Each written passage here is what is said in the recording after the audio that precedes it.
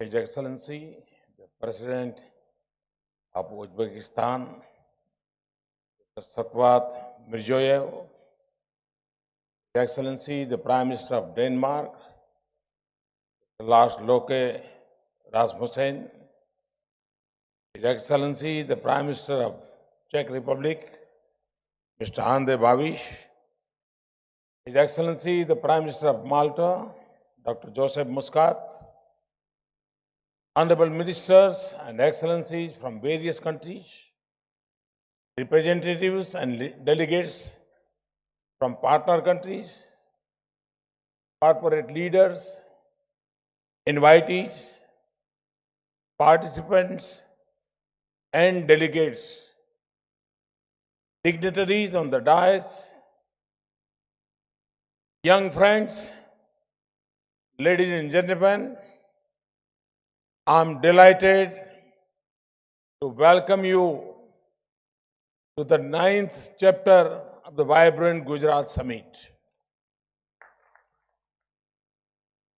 As you can see, this has now become a truly global event,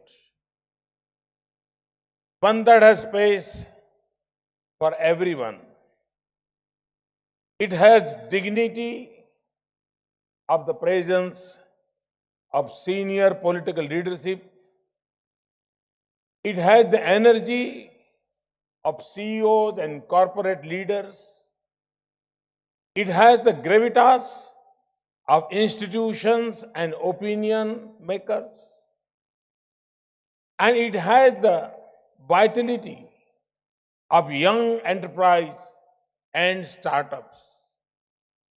Vibrant Gujarat has contributed to the confidence building of our enterprise.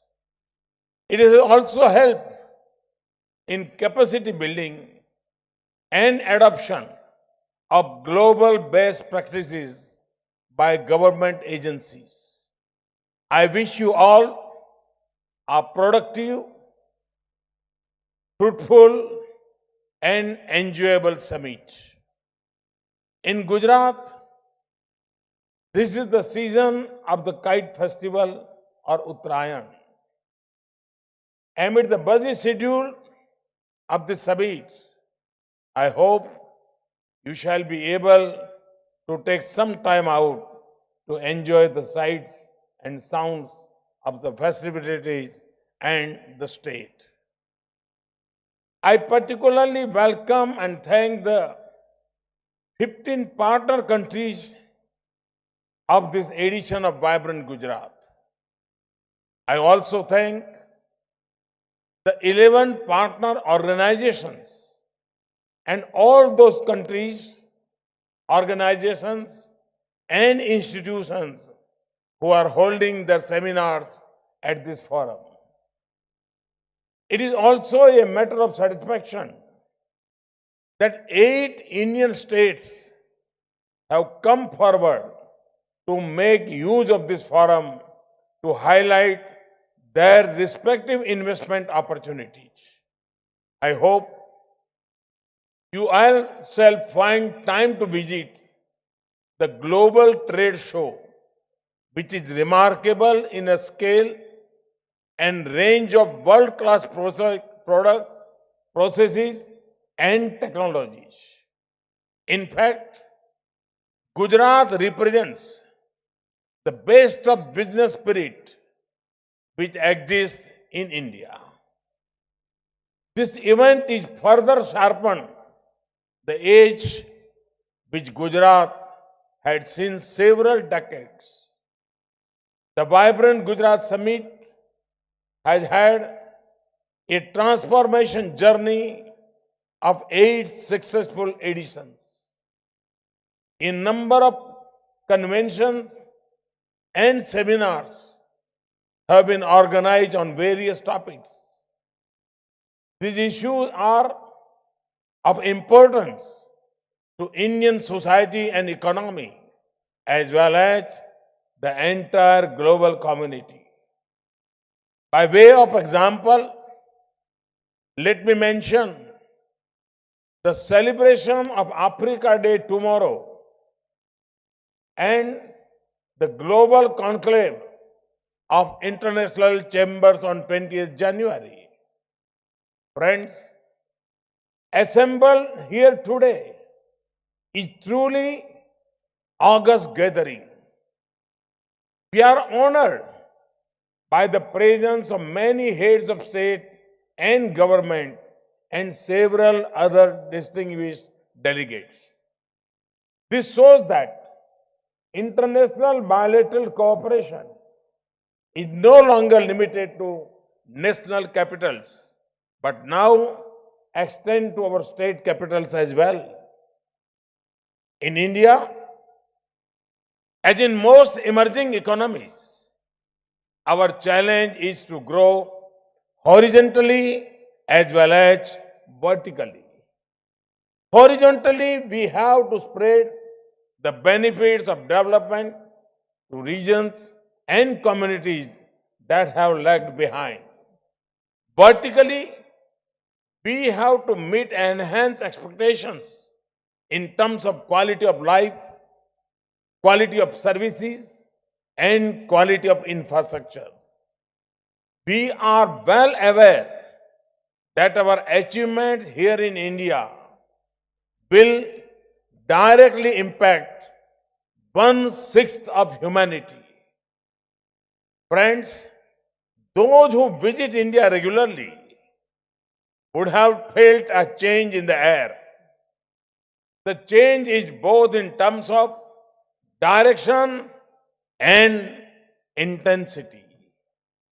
Over the last 4 years, the focus of my government has been to reduce government and enhance governance.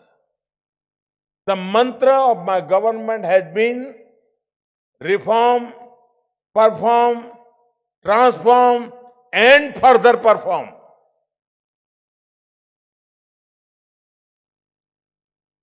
We have taken a number of drastic steps. We have also undertaken deeper structural reforms which have added strength to our economy and nation. As we have done so, we continue to remain one of the fastest growing major economies in the world.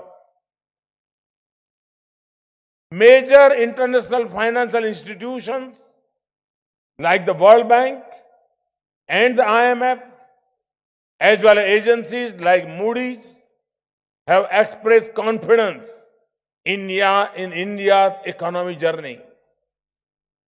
We are focused on removing the barriers which were preventing us from achieving our full potential.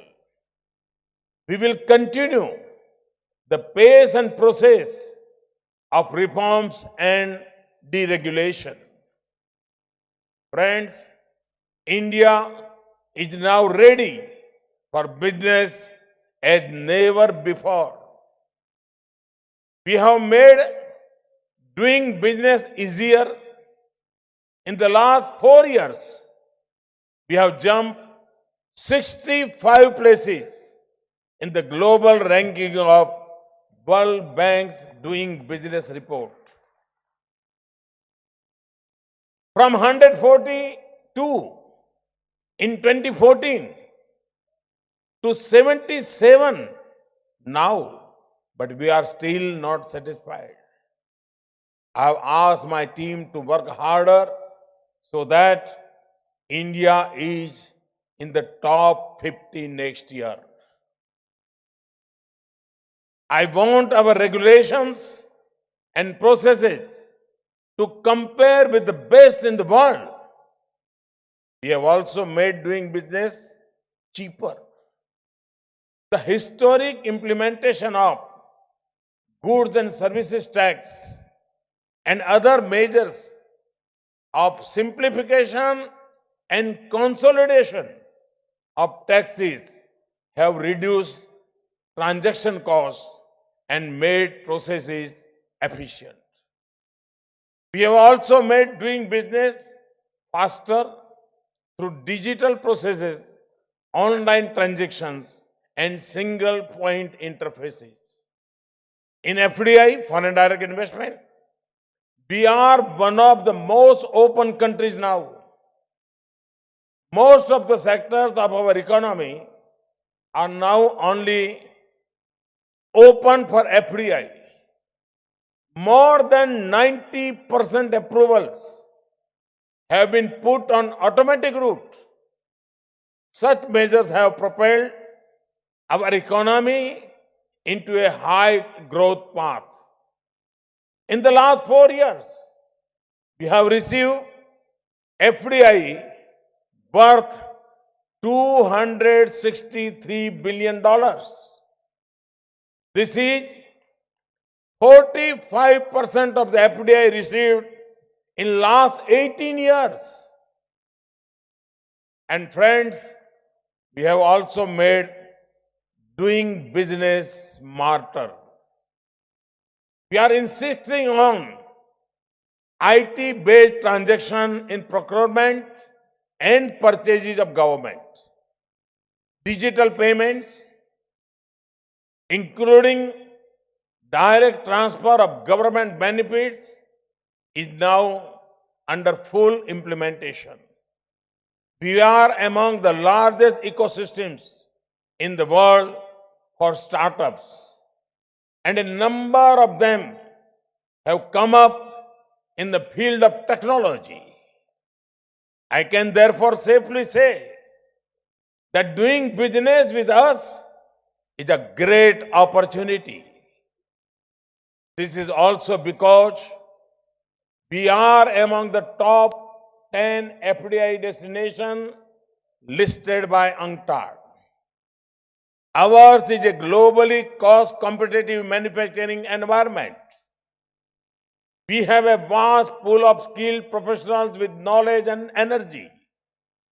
We have a world-class engineering education base and strong research and development facilities. Rise in GDP, a rising middle class, and their purchasing power is creating further growth in our huge domestic market. In the last 2 years, we have moved towards a low-tax regime on the corporate side. We have lowered the tax from 30% to 25% for new investments as well as small and medium ventures. On IPR issues, we have evolved benchmarking policies. Now, we are one of the fastest trademark regime. The Insolvency and Bankruptcy Code now gives business an exit window without the burden of long legal and financial battles. Thus, for the start of business, its operation and closure, we have paid attention in building new institutions, processes, and procedures. All this is important, not just for doing business, but also for ease of life of our people. We also understand that being a young nation, we need to create job opportunities and better infrastructure. Both are linked with investments. Therefore, in recent years, there has been unprecedented focus on manufacturing and infrastructure. We have worked hard to promote manufacturing to create jobs for our youth. Investment through our Make in India initiative have been well supported by programs like Digital India and Skill India. Our focus also includes bringing our industrial infrastructure, policies, and practices to base global standards and to convert India into a global manufacturing hub. Cleaner energy and greener development. Zero defect and zero effect manufacturing. These are also our commitments. We have committed to the world to work towards reducing the effect of climate change. On the energy front, we are now the fifth largest producer of renewable energy in the world.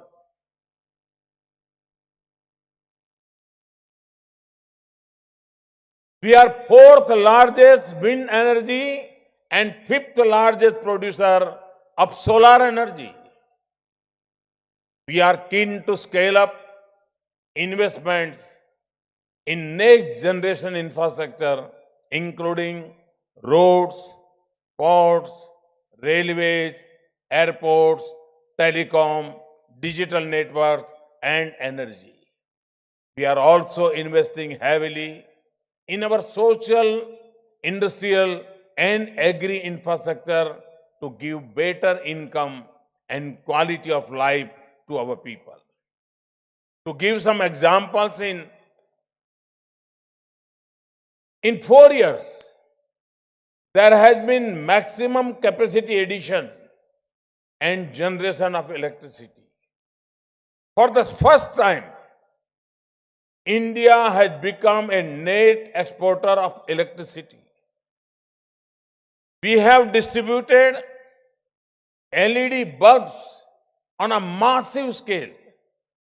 This has resulted in a huge energy saving.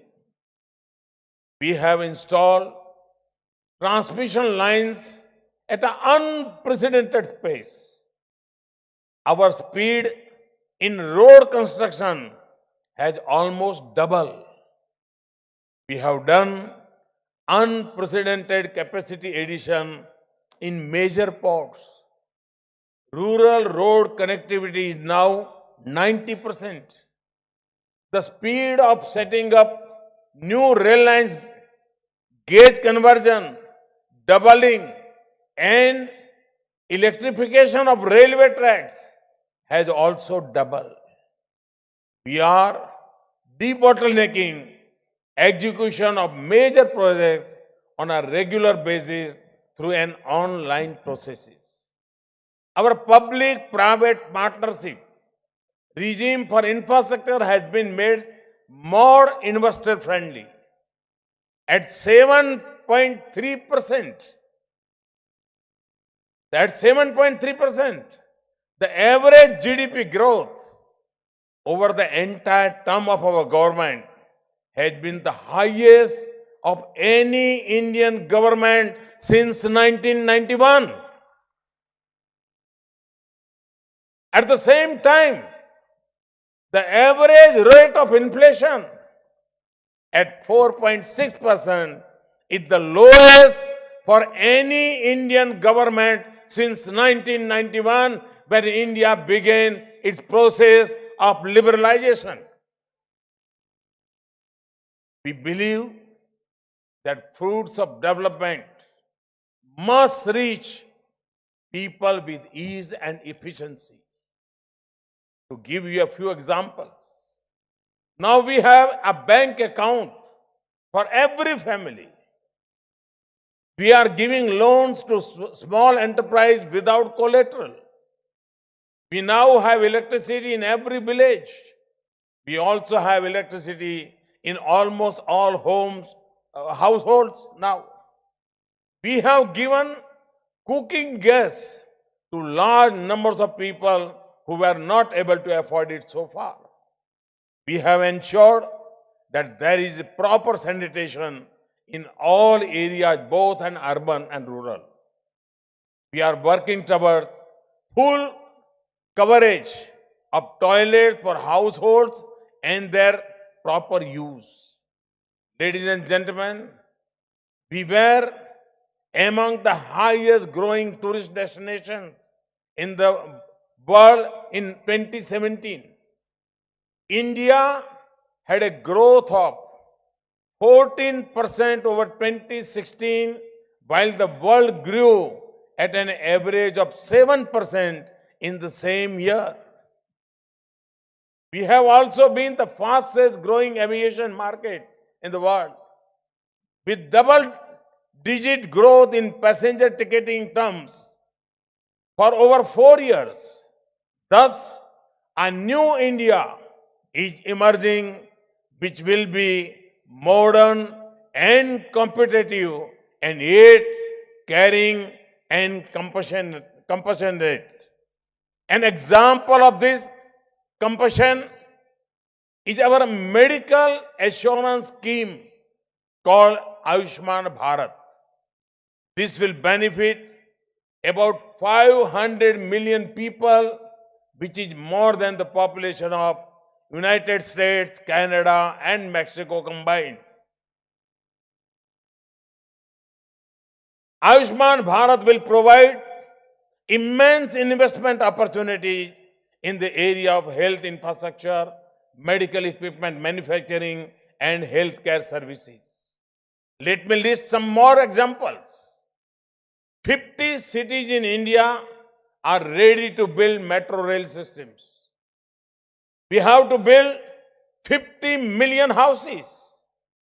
The requirement of road, rail, and waterways is enormous. We want world-class technology to achieve our goal in faster and cleaner way. Friends, India is thus a land of immense opportunities.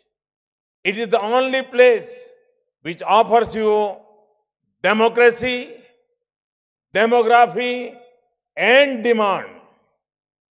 To those who are already present in India, I would like to assure you that our domestic system, human values, and strong judicial system will ensure the safety and security of your investments. We are continuously working to improve the investment climate further and make ourselves more and more competitive. For those who are not yet present in India, I extend an invitation and encourage you to explore the opportunities. This is the best time to be here. We have set up dedicated ways to help investors on a one-to-one basis. Above all, I assure you that I'll be always available to hold your hands in your journey. Thank you. Thank you very much. Thanks a lot. Thank you, Honorable Prime Minister, sir, for that very inspiring and guiding address.